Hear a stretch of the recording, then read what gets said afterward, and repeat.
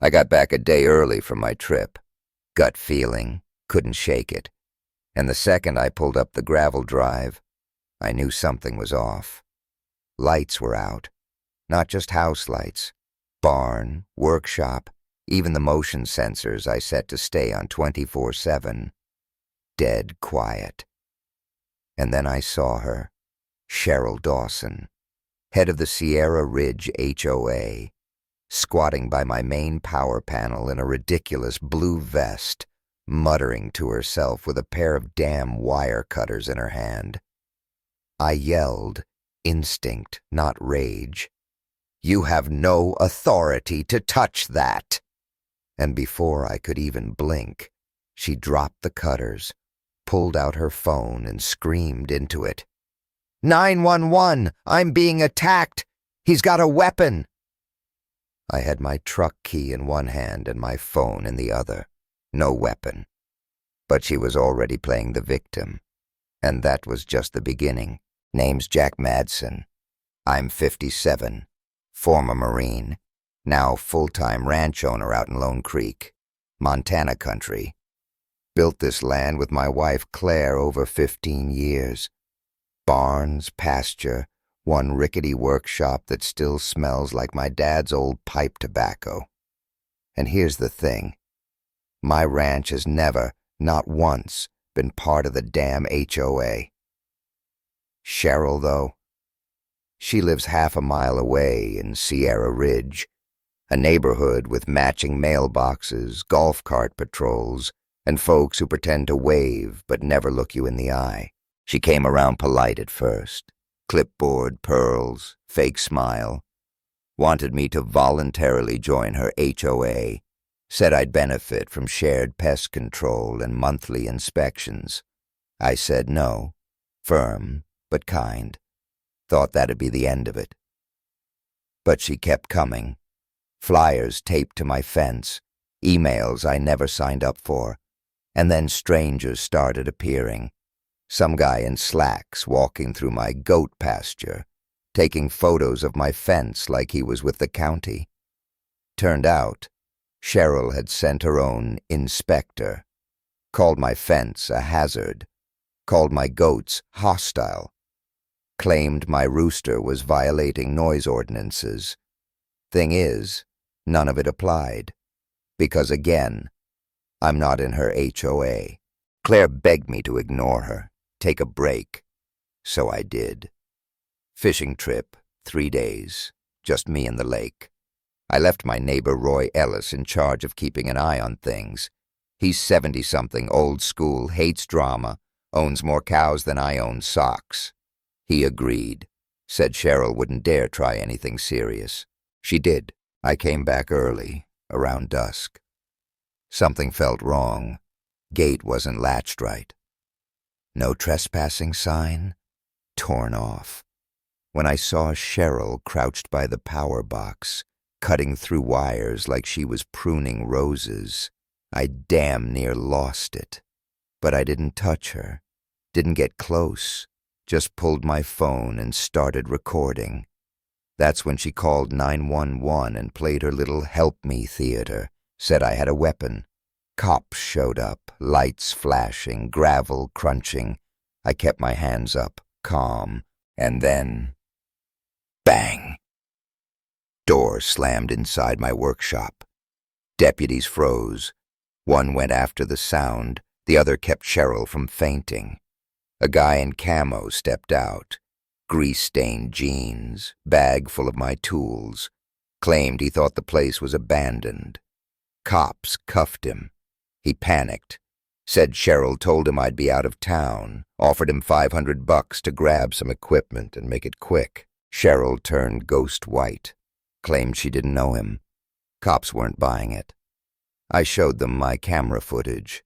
Cheryl pulling up in her little HOA golf cart with a bag of tools clear as day.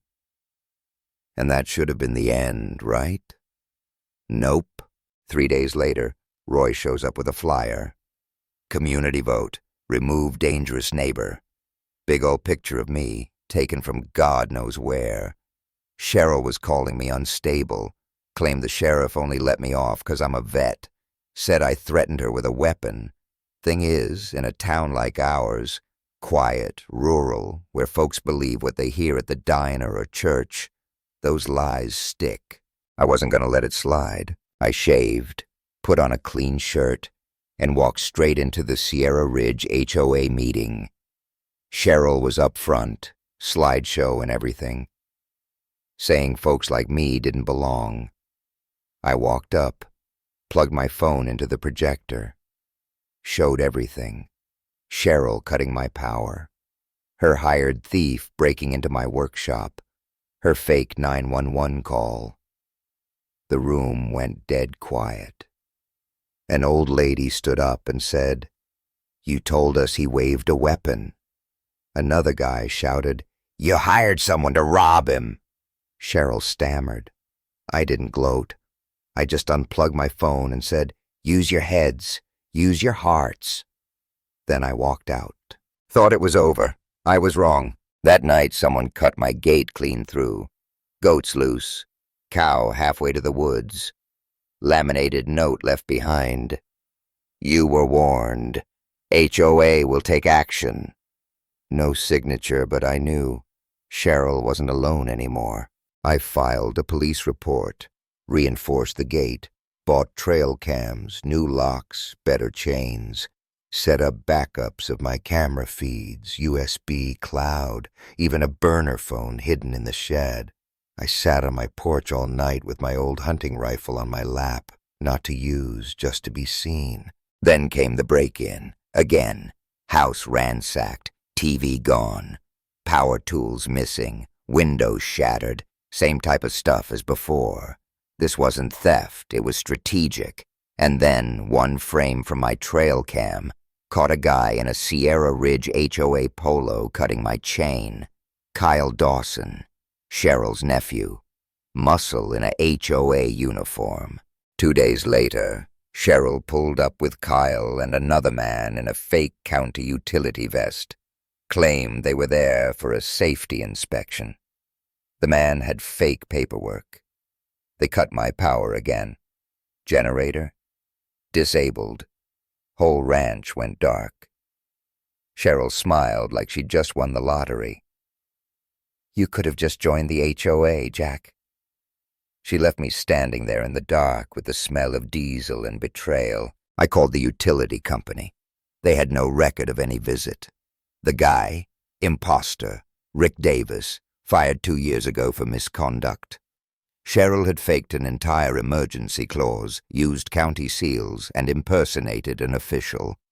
That's a felony. I gathered everything, edited all the footage, posted a 15-minute video, how my HOA tried to steal my ranch, uploaded it to YouTube, Facebook, Reddit, emailed it to local news, went viral overnight. Channel 6 came out. Reporter named Chloe stood on my porch, mic in hand, asking if the rumors were true. I said, "Now the whole damn country's watching." Within days, the Sierra Ridge HOA imploded. Board members resigned. Cheryl vanished. But then, it got worse. Roy came running, said 3 men in hard hats were on the property with blueprints and a sign. Future site of Sierra Ridge Phase 2. Cheryl had submitted a rezoning proposal, tried to claim my land as abandoned and slated for condo development. I stormed the county office, dug through their records, found it. Cheryl's signature on the rezoning request, forged documents, photos of my dark ranch, taken the night she cut my power. She'd been playing the long game, building a legal case to erase me off the map. I handed it all to Chloe. She aired a follow-up story. HOA president accused of land grab scheme. County launched an investigation, and just when I thought Cheryl couldn't sink lower, I got served. Court summons. Cheryl sued me for slander, for community disruption. But the day before the hearing, Roy ran into my barn with his phone shaking in his hand. "Jack," he panted. "They issued a warrant. She's wanted for fraud, bribery, impersonation. The whole scam's unraveling." I stared at her mugshot, grainy and glorious. Cheryl, finally, was on the run. I went to court anyway. Her lawyer showed up alone, asked for a delay. Judge laughed. Case dismissed. That day, the sheriff came to my porch, handed me 2 folders. 1, full HOA audit. 2, official county freeze on my land. 10 years. Untouchable. He clapped my shoulder and said, "You didn't just fight for yourself, Jack. You fought for everyone who's ever been bullied by fake authority." And I just stood there watching the sun set over my land, knowing damn well she picked the wrong rancher.